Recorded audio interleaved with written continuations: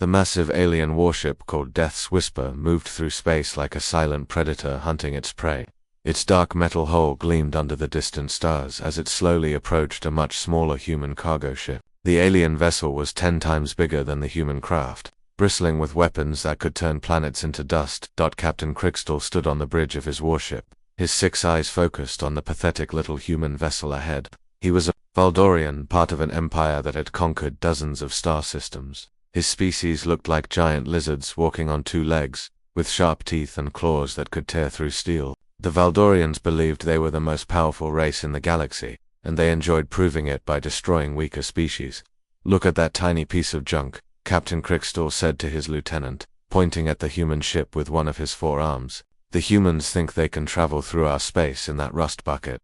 The human cargo ship was indeed old and worn. Its white paint had turned yellow from years of space travel, and small dents covered its hull from countless trips between Earth and Mars. Steam leaked from several pipes, and one of the engines made a strange whining sound that even the aliens could hear through their sensors. "Shall we destroy them immediately, Captain?" asked Lieutenant Vortek, eager to please his superior. "No," Crystal said with a cruel smile. "First, let's see what kind of pathetic creature is flying this garbage. It might be amusing." The ship activated its tractor beam, a powerful force that grabbed the human vessel like an invisible hand. The small cargo ship shook and rattled as it was pulled into the alien warship's massive cargo bay.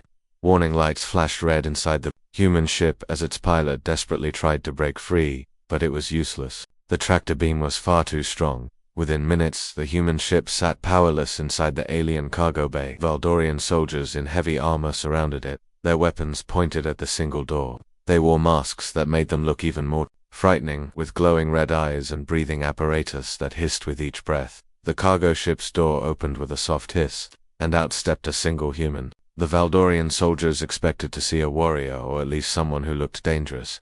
Instead, they saw a middle-aged man in a wrinkled business suit carrying a beat-up brown briefcase. The human wore thick glasses that had been repaired with tape, and his hair was starting to turn gray. The man looked around at the alien soldiers with confusion rather than fear. He seemed more annoyed than scared, like someone who had been interrupted during an important task.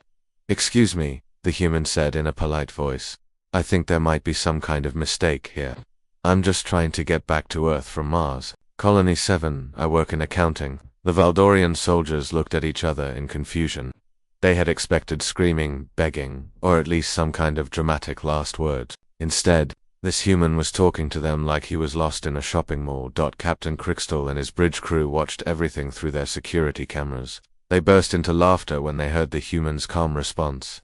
"Did he just say he works in accounting?" Lieutenant Vortek wheezed between laughs. "This is perfect," Captain Crystal said, wiping tears from his eyes. "Bring him to the bridge. I want to see this pathetic creature up close." The soldiers escorted the human through the ship's corridors.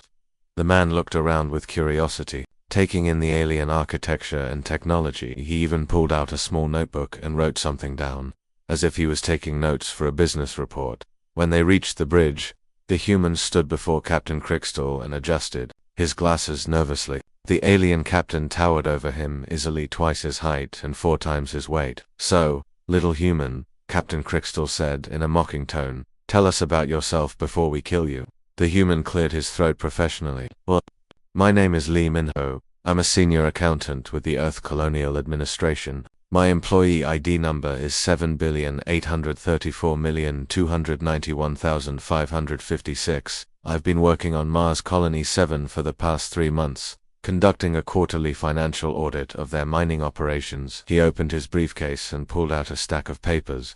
"I have all the reports right here. Production numbers, expense accounts, payroll records. Everything needs to be filed with headquarters by Friday, or the entire third quarter reconciliation will be delayed." The bridge crew erupted in even louder laughter. Some of the aliens were laughing so hard they could barely stand up. "Yup. Worried about filing reports?" Captain Crystal asked in disbelief. "Yes, sir," Minho replied seriously. "If these numbers aren't processed on time, it could affect the budget planning for next quarter.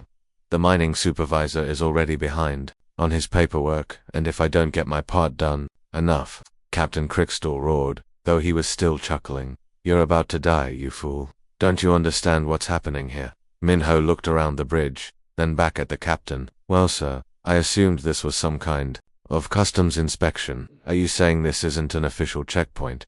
The aliens laughed even harder. One of them was recording everything on a personal device to share with friends later. You humans are even more pathetic than we thought, Captain Crystal said. We are the mighty Valdorian Empire.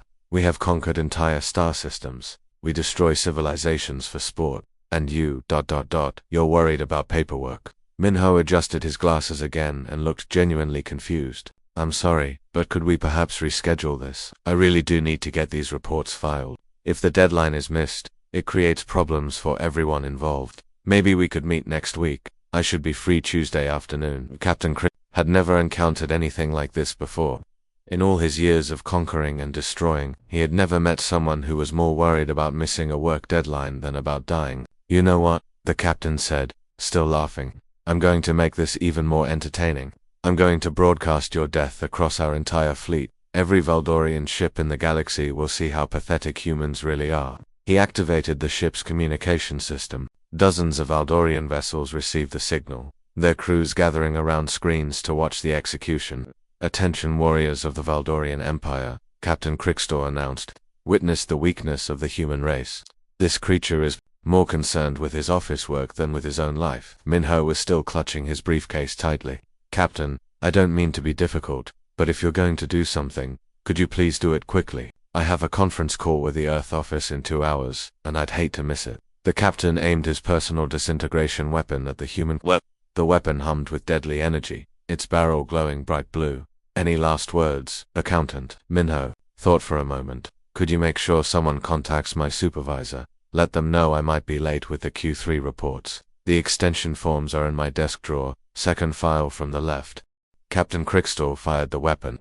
The blue energy beam struck Minho directly in the chest. The human accountant disappeared instantly, leaving only empty air in his briefcase, which fell to the floor with a soft thud. Papers scattered everywhere. Floating in the ship's artificial gravity, the Valdorian crew cheered and laughed. Captain Crixtor felt satisfied with another successful execution. He had destroyed hundreds of beings before, but this one had been particularly amusing because of how ordinary and boring the human had been. Clean up this mess, he ordered his soldiers, and send a message to all ships. Let them know that humans are even weaker than we thought. But as the soldiers swept up the scattered papers, none of them noticed the small device that had been attached to Minho's employee badge.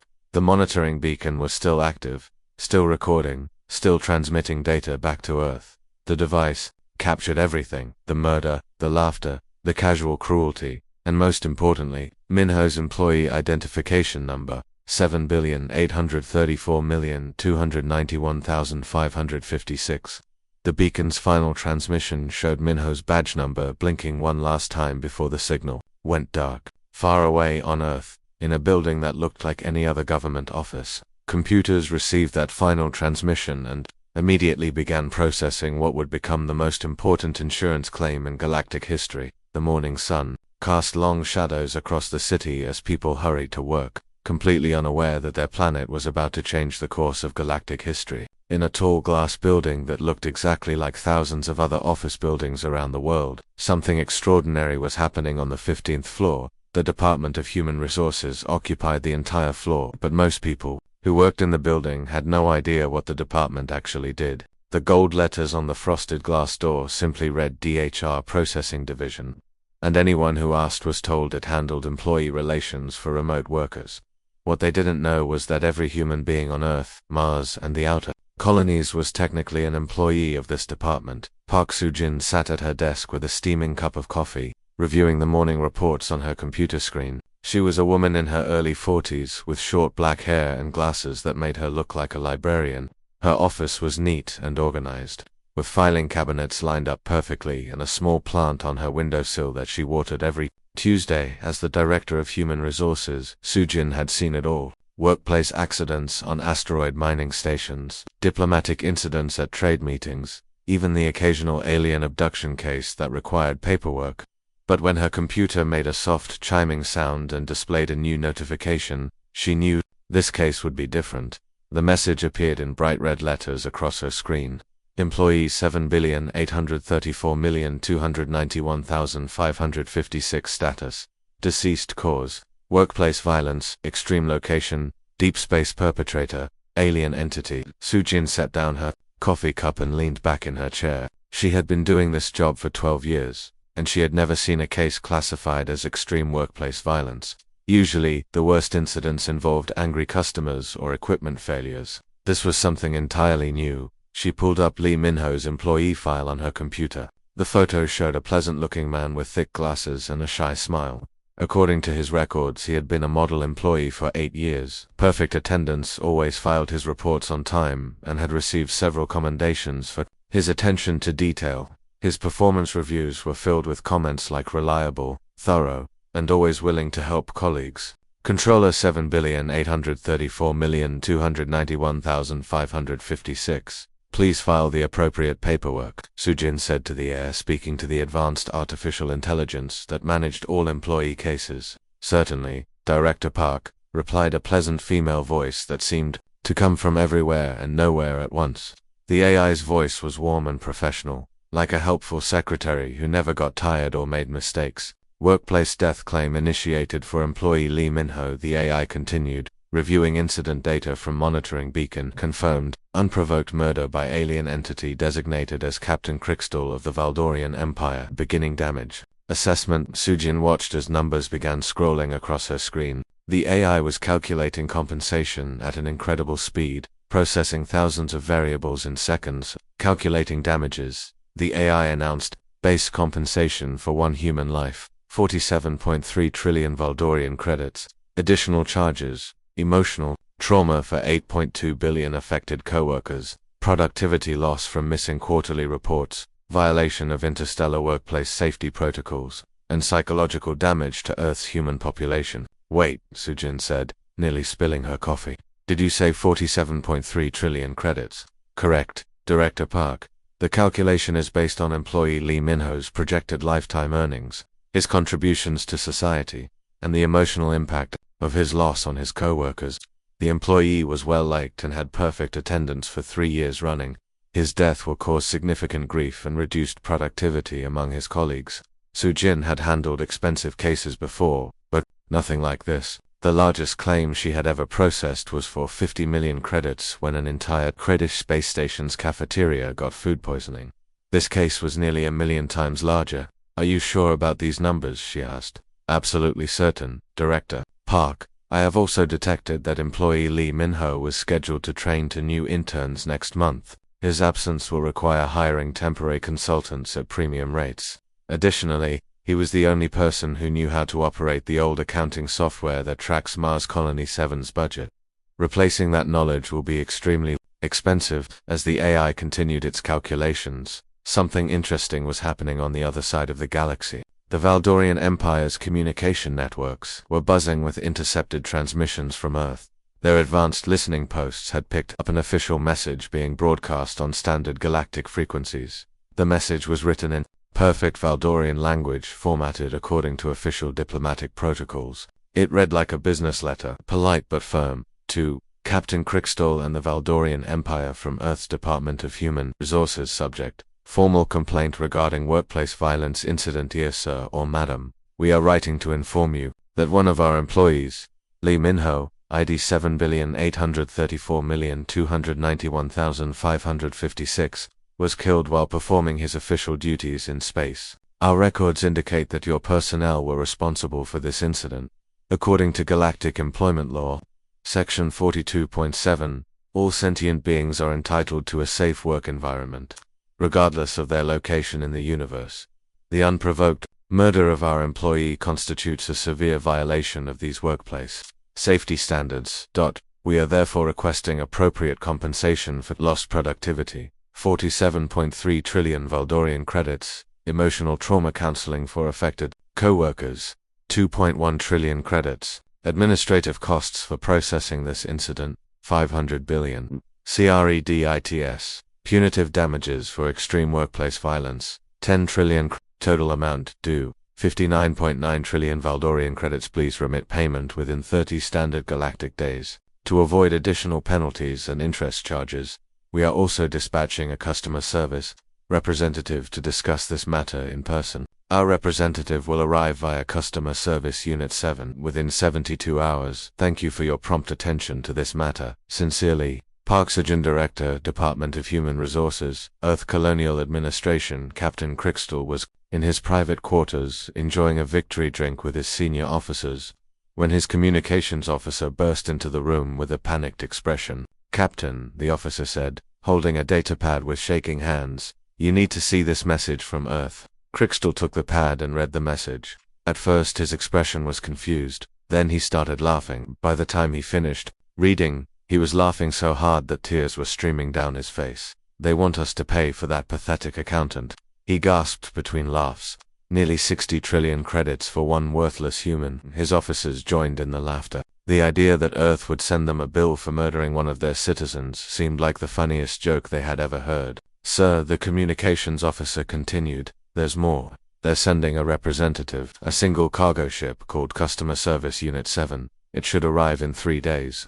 This news made the Valdorians laugh even harder. Earth's mighty response to interstellar murder was apparently sending a customer service representative in a cargo ship. "One ship," Lieutenant Vortek wheezed. "They're sending one ship to collect 60 trillion credits. This is perfect, Captain," Crystal said, wiping tears from his eyes. "When their little customer service ship arrives, we'll destroy it too. Then we can send them an even bigger bill for wasting our time."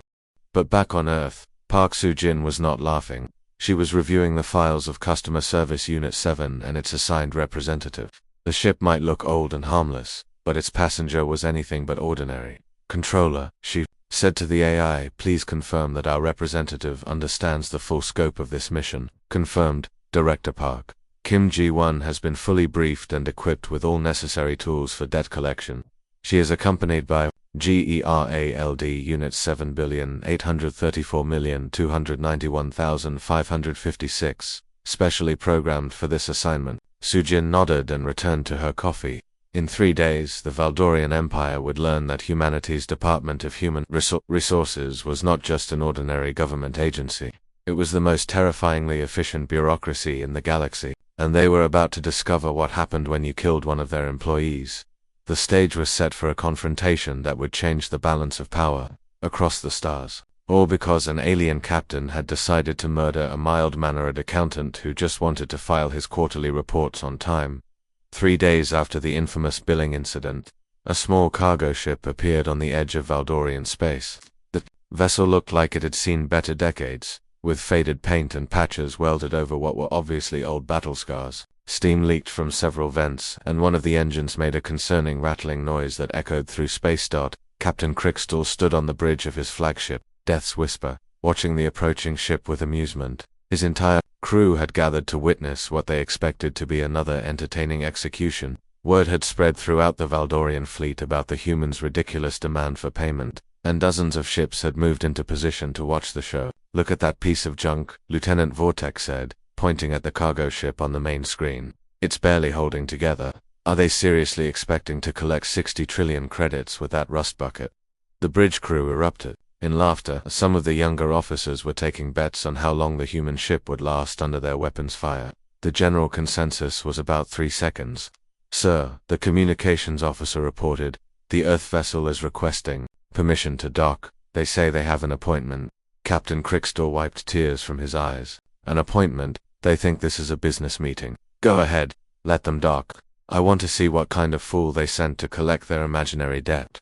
What surprised everyone was how expertly the cargo ship maneuvered into the docking bay. Despite its decrepit appearance, the vessel slid into position with the precision of a military craft. The docking clamps engaged with a satisfying click, and the airlock sealed perfectly on the first try. The Valdorian soldiers in the docking bay wore full combat armor and carried their most intimidating weapons. They expected to see either a desperate diplomat ready to beg for mercy, or perhaps a suicidal warrior looking for a glorious death.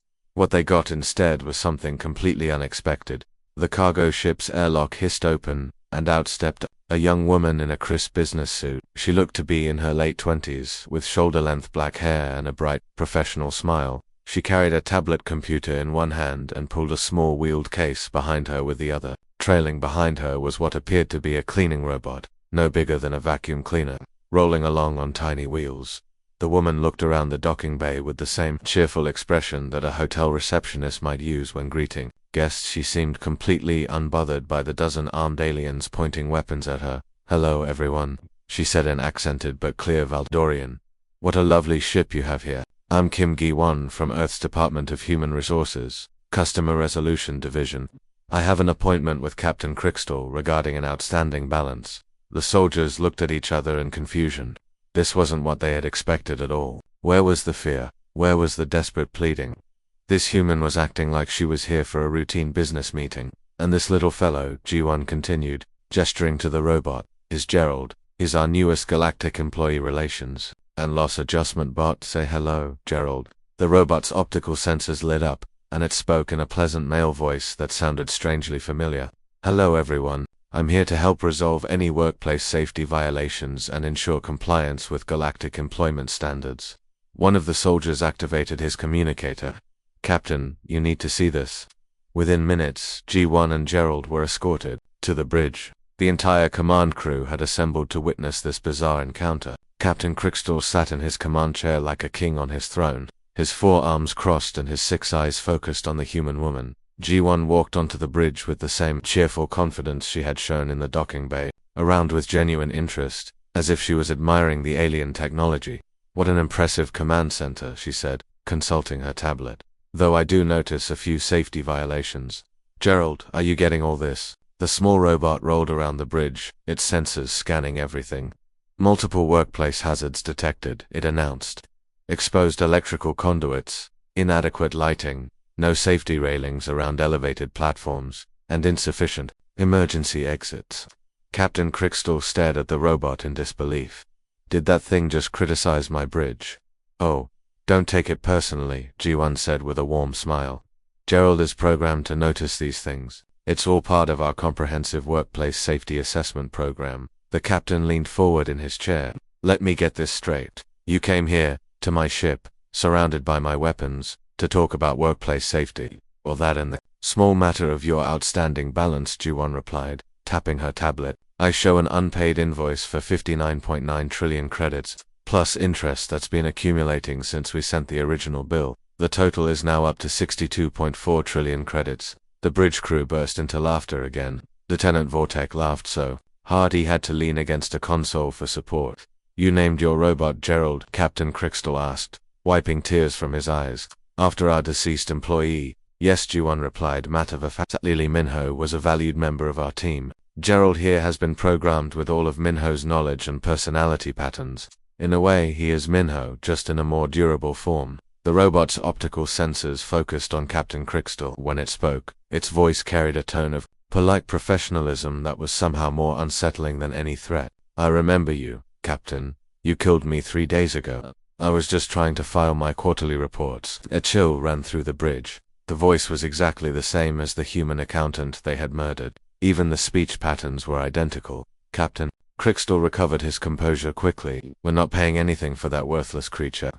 And if you think one pathetic robot is going to make us—" "Oh dear," G1 interrupted, looking at her tablet with a concerned expression. "I'm showing a refusal to cooperate with debt collection procedures. Gerald, please begin standard collection protocols." "Certainly, Ms. Kim," the robot replied in Minho's gentle voice, initiating compliance enforcement measures. Before anyone could react, Gerald extended what looked like a tiny mechanical arm, no bigger than a pencil. The arm moved with impossible speed and precision, reaching across the bridge to touch the main navigation console. There was a soft humming sound, and then the entire console simply fell apart. Not exploded, not smashed. It disassembled itself, as if every bolt, screw, and circuit had suddenly decided to go in different directions.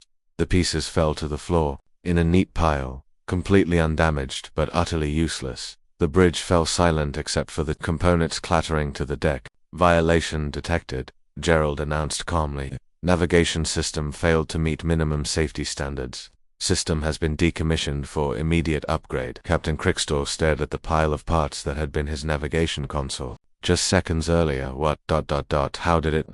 That's just standard procedure," G1 explained, still smiling. "Gerald is equipped with the latest compliance enforcement technology. He can disassemble and upgrade any system that doesn't meet proper workplace safety standards." Lieutenant Vortek drew his weapon and pointed it at the small robot. "Stop that thing." "I wouldn't recommend that," G1 said cheerfully. "Gerald is programmed to interpret weapons fire as a workplace violence incident. The response protocols for that are much more comprehensive." As if to demonstrate, Gerald rolled over to the weapons control station. Its tiny arm extended again, and within seconds, the entire weapons console had been reduced to another neat pile of components. "Unsafe weapons storage detected," Gerald announced. "Weapons systems have been decommissioned pending proper safety upgrades." The bridge crew watched in horror as their most advanced warship was systematically disarmed by what looked like a household cleaning robot. "Don't worry," Guan said, consulting her tablet again. "This is all completely standard. Gerald will have your entire civilization updated to proper safety standards in no time. It's really quite efficient." Captain Crickstor realized with growing dread that this wasn't a diplomatic mission or a military attack. This was something far worse. The humans had sent a customer service representative who was politely and efficiently dismantling his entire empire, one safety violation at a time. And the most terrifying part was that she was still smiling. Within hours of Gurudaldi's demonstration, on Captain Crickstor's flagship, something unprecedented began happening across the entire Valdorian Empire. Small cargo ships, identical to the one that had delivered G1, started appearing at every major world, space station, and military outpost. Each ship carried its own Gerald unit, and each unit immediately began what they called standard workplace compliance audits. On the industrial world of Valda Prime, workers at the massive weapons manufacturing plants watched in stunned silence as dozens of small robots rolled through their facilities.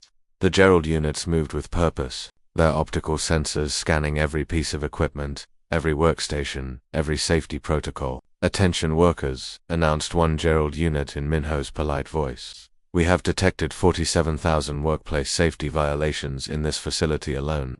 Please step back while we implement immediate corrections."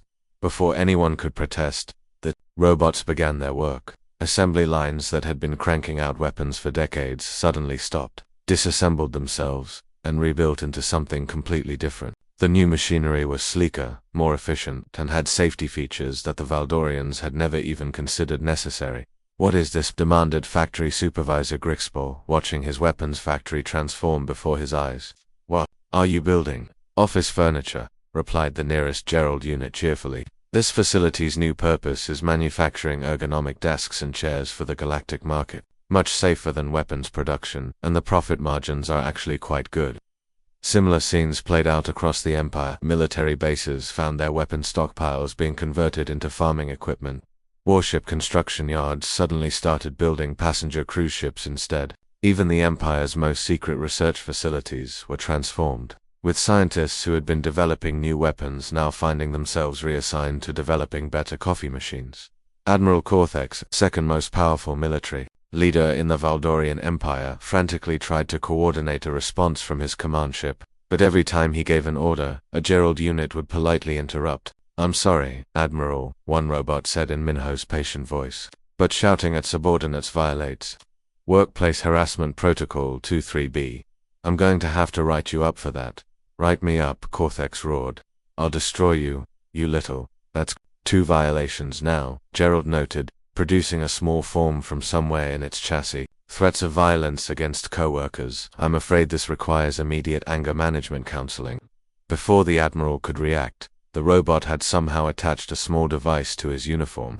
Suddenly, Cortex felt strangely calm. His anger evaporated, replaced by an overwhelming urge to apologize to everyone he had ever yelled at. I'm sorry," he said quietly. "I didn't mean to raise my voice. Would anyone like some tea?" The transformation of Valdorian society was happening so fast that the government couldn't keep up. Emergency meetings were called, but every time officials tried to plan a military response, Gerald units would appear in the meeting rooms. "Gentlemen," one robot announced during a top-secret strategy session, "this meeting lacks proper workplace diversity. According to Human Resources Regulation for 5C, all important decisions must include representatives from at least 5 different demographic groups." Before the Valdorian generals knew what was happening, their war council had been expanded to include janitors, cafeteria workers, junior clerks, and even the person who cleaned the bathrooms. Somehow, this more diverse group made much better decisions than the generals ever had on the Valdorian homeworld. Ordinary citizens watched in fascination as their cities were transformed overnight. Traffic jams disappeared as Gerald units optimized. All the transportation systems, air pollution vanished as factories were converted to clean energy. Even crime rates plummeted, because the robots had restructured the economy so efficiently that everyone had good jobs and no one needed to steal anything. But the most dramatic changes were happening to the government itself. The Emperor's Palace, once a symbol of absolute power, had been converted into a public library and community center. The Emperor himself found himself reassigned to the position of Customer Satisfaction Manager, and he discovered that he was actually quite good at helping people solve their problems. Throughout all of this chaos, G1's face appeared on screens across the Empire, maintaining the same cheerful, professional smile she had worn since the beginning. "I want to address some concerns that have been raised about our ongoing compliance audit," she announced during one of her regular broadcasts. "Some of you seem worried that we're changing too much too quickly. Let me assure you that everything we're doing is completely standard procedure." She consulted her tablet, just as she had done on Captain Crystal Bridge. "You see, when employees 7,834,291,556 was murdered, it wasn't just a random act of violence. Lee Min-ho was a very special person.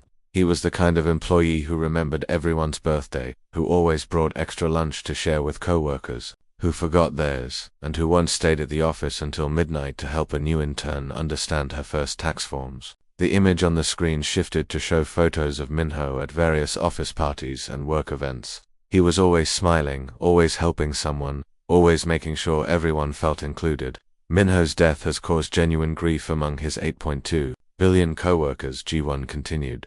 "Our entire species is emotionally invested in this case.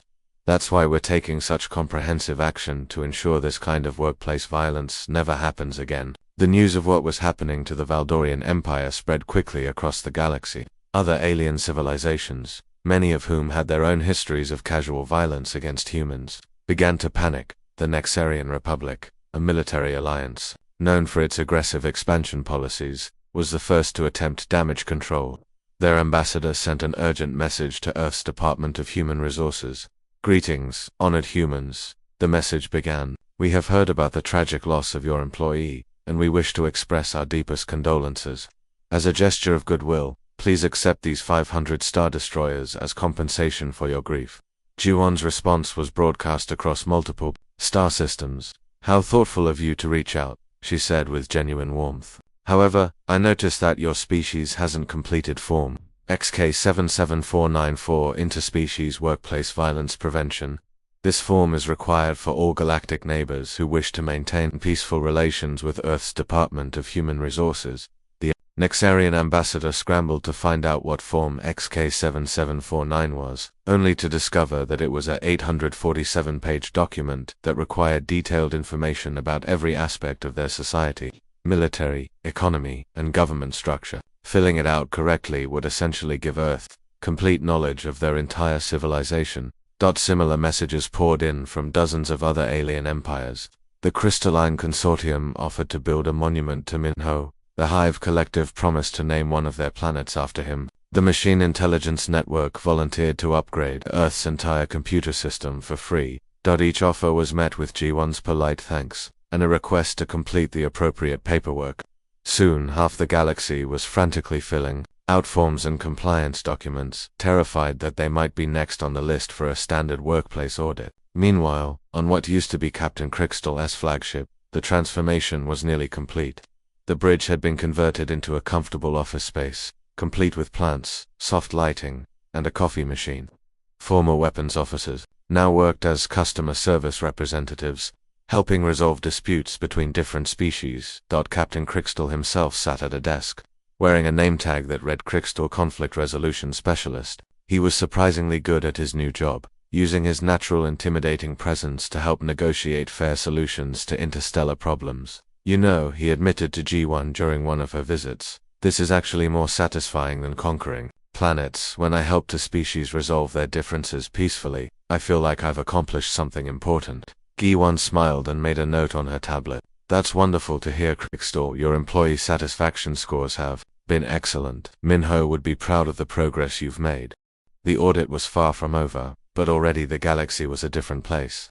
The Valdorian Empire had been transformed from a militaristic dictatorship into a thriving democracy focused on customer service and workplace safety. Other civilizations were rapidly reforming themselves to avoid similar compliance reviews, and at the center of it all was the memory of a mild-mannered accountant who had just wanted to file his quarterly reports on time.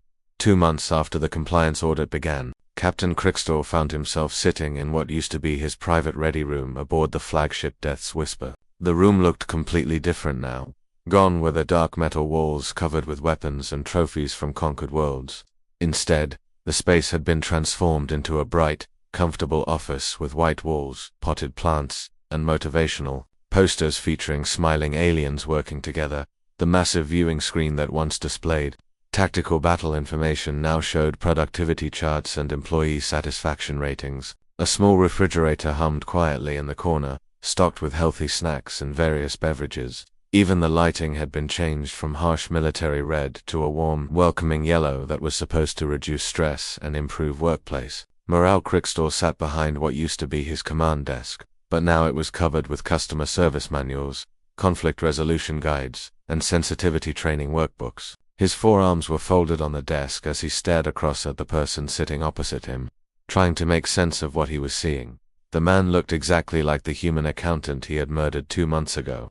Same thick glasses held together with tape, same nervous habit of adjusting them when he was thinking, same worn brown briefcase sitting on the floor beside his chair, even the same slightly wrinkled business suit that looked like it had been slept in. But this couldn't be the same person. Crickstall had watched him die. He had fired the disintegration beam himself and seen the human disappear into nothing but empty space and scattered papers. "I don't understand," Crickstall whispered, his voice barely audible. "You're dead. I killed you. I watched you disappear." Lee. Minho looked up from the stack of paperwork he was reviewing, the same patient smile on his face that he had worn during their first encounter.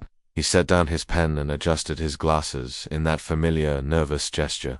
"Oh, that," Minho said casually, as if they were discussing the weather. "Yes, well, consciousness backup is standard company policy for all employees.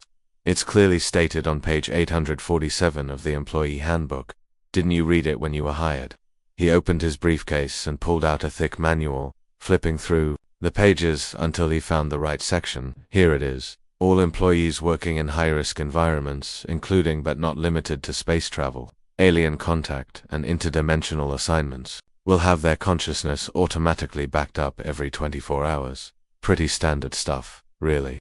Crickstall's 6 eyes blinked in confusion. But you're just an accountant." Minho looked slightly offended and adjusted his glasses again. "Senior accountant," he corrected firmly. "I worked very hard for that promotion, and now, thanks to recent organizational changes, I'm regional manager for former Valdorian territories." He gestured around the transformed office with obvious pride. "Congratulations, by the way. Your species has been successfully restructured under new management. The transition has gone much more smoothly than we expected." Before Crickstall could respond, the office door chimed softly and G1 entered, pushing a small cart loaded with coffee, tea, and various snacks. She was still wearing the same professional business attire and cheerful smile that had somehow managed to conquer an entire galactic empire. "Good morning, Manager Lee," she said brightly, parking the cart near Minho's desk. "How's your first day in the new position going?" Minho accepted a cup of coffee and took a grateful sip. "Quite well, thank you, G1. The productivity reports from the former military sectors are very encouraging. Turns out that weapons factory workers are excellent at manufacturing office furniture when you give them proper training and decent working conditions." He pulled out another file from his briefcase. "Though I'm afraid Captain Crickstall here will need to attend our mandatory sensitivity training course. His employee evaluation shows some concerning patterns in his communication style." G1 consulted her tablet and nodded professionally. "Of course. We have a comprehensive program that covers topics like effective workplace communication, conflict resolution without violence, and understanding cultural differences in a multi-species environment.